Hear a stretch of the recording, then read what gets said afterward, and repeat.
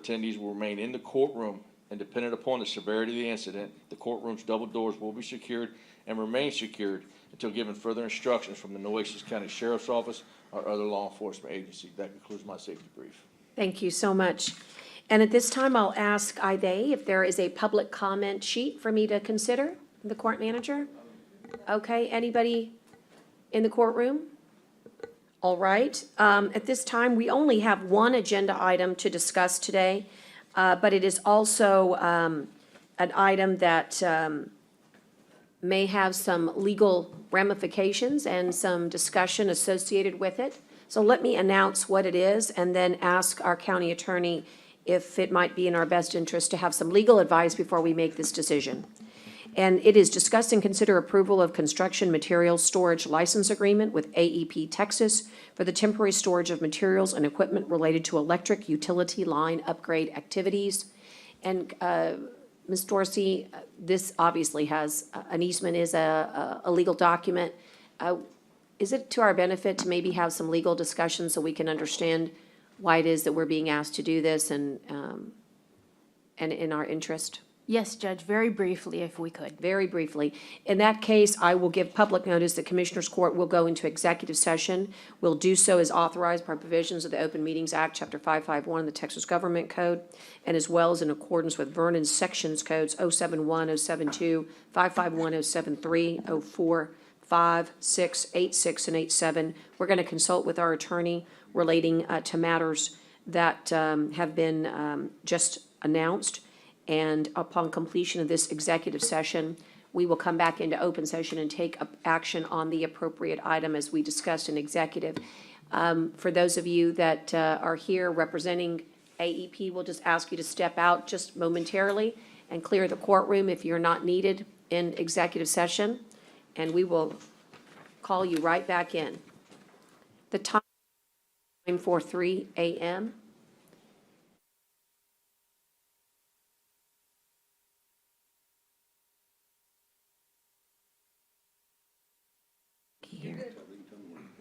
All right. In that case, Connie says we are good to go. It's 9:58 a.m. And I would like to bring us back on the record. We've just concluded our executive session, and I'll direct our attention back to the irregular agenda item and ask if there is a motion, and then we'll get to discussion for those of you that are here. So just, if you'll just. move. Thank you. Second. But there's a motion for the approval of the license agreement with AEP Texas for temporary storage of materials. Is that correct? Coastal Parks. Okay. Second.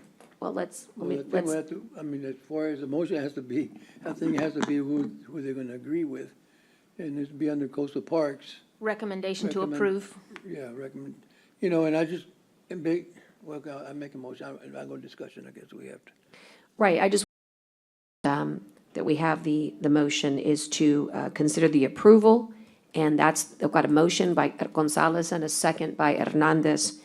And the extra piece of it is that it would be signed by Coastal Parks, as has been prepared by the county attorney. Right. Is that correct? That's correct. Okay, motion and a second, I'll call for discussion, and I think it would be helpful for the audience and for the record, Jenny, for you to explain the process. Okay. What we're asking the court today to do is to make that recommendation for the approval to Coastal Parks, and then Coastal Parks can sign and do the normal ratification process that would happen under these circumstances for any agreement.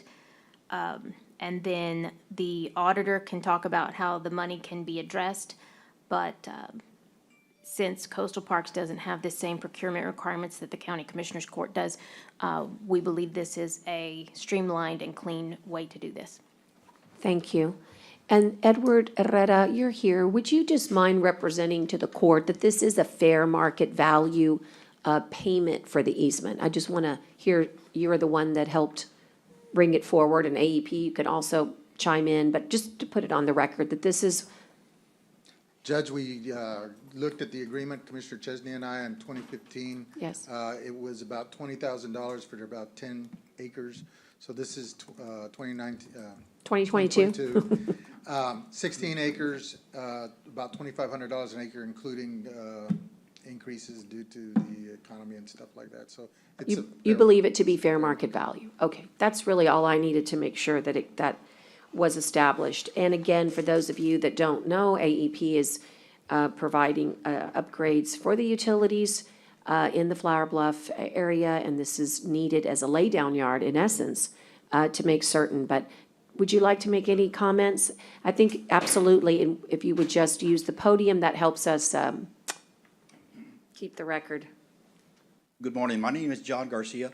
I'm a supervisor for AEP Texas in the real estate group.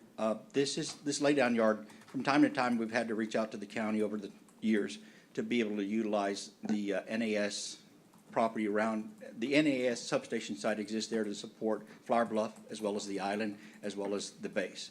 And so we've had upgrades in equipment from time to time, upgrades on a few lines on the Flower Bluff side. This time around, we're needing to upgrade the transmission line that runs across the intercoastal canal over to Mustang Island and back over to the other substation site, which is North Powder Island substation site. We're upgrading the transmission line. This use of the property is temporary, as you mentioned, through December 31st of 2023. And so with that, we need to do some prepping of the property, just grading, taking away the shrub. We do have access via road existing already to the NAS substation site, but this is just a stage of materials while we have crews out in that area, crossing the waters, crossing the land to be able to restore and upgrade the transmission line from a 69 to 138 kV. And Mr. Garcia, the reason for the urgency is time is of the essence. Is that correct, sir? That is correct. With the materials that we have now, finally, and the clearances that ERCOT allows us to take down that line and upgrade that transmission line, we've got a window of opportunity that we need to work with. And time is of the essence for us to get on the property and start preparing that as materials have already been ordered. Thank you, sir. And Jenny, again, since we have representing Coastal Parks here today, two members of the board, Mr. Troy Adler is the chairman, Mr. Bob Paulson is here as well. We understand that because the county does own the property, that's why it was important to have this special meeting to determine the review of the agreement, the terms of the agreement, and also we wanted to make certain that our auditor did at least weigh in. In the past, Dale, these types of payments have reverted back to the revenue of the coastal parks during that fiscal year budget. Can you confirm that will also happen? This will be, as we did similar in the past, where the funds were definitely distributed in Department 0180, which is our coastal parks funds. So that's where we will apply the funds that we receive. Very good. And again, the last, I guess, issue that we discussed is that you believe, Jenny, it would be proper for then, because the court has given approval on their property for the maintenance, and those that are in control, which is the coastal parks and representing the coastal parks, for them to sign, but you do think that it would be prudent for them to have their board have a meeting at their earliest convenience, post an open meeting, and address the issue for ratification. Yes, we would ask that, that they consider signing it today on behalf of the board, and then take it back to the board for ratification just as soon as they are able, and have that vote considered by the board and decide what they're going to do with that. Excellent. And again, just to kind of confirm everybody, that's because the county attorney believes the property interest is with the commissioner's court, but the control is with you. So, as they say, we think that this process is sound legally, but we can have you guys address it in ratification process. I'll also have to tell you that we discussed, and I think it's fair for you to know that if for any reason your board decided not to approve the process, you would have that right, and then you would have to notify AEP. I mean, that's always in the realm of possibility, and so you do have ultimate authority for the ratification.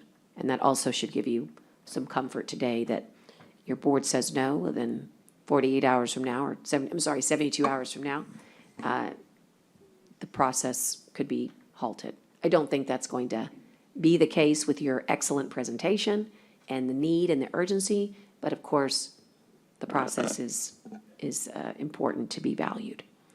With that, are there any other comments at all? I just want to Any say one action? thing.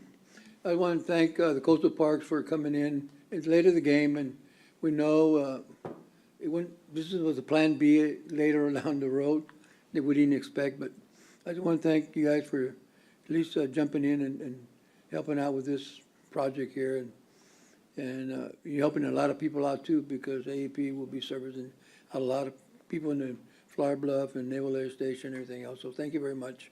Really appreciate you and the board. Okay, well, with that, all those in favor signify by saying aye. Aye. Pose same sign. Aye. Okay, it's a 5-0 vote, and the motion does pass, and I do believe, I'll double check, but there are no other items at all, other than I'm going to reopen public comment, because I did receive an email, and I feel like this is a great opportunity for me to mention it. I cannot believe it, but there is a potential for a hurricane to enter the southern Gulf this week. We are in emergency management looking at it, and it will at least have choppy seas, elevated surfs, and possible flooding on the coast. And again, these are early projections, and I'm just asking everyone to take awareness. That's all, particularly since I have the luxury of having Coastal Parks in front of me. So unusually late in the season.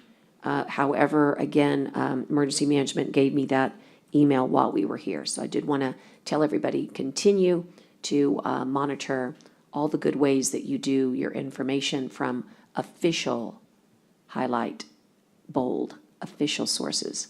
And with that, if there's anybody else, certainly thanks to everybody for making their time available today. Be safe and happy Halloween. We are off the record. I will adjourn at 10:07 a.m.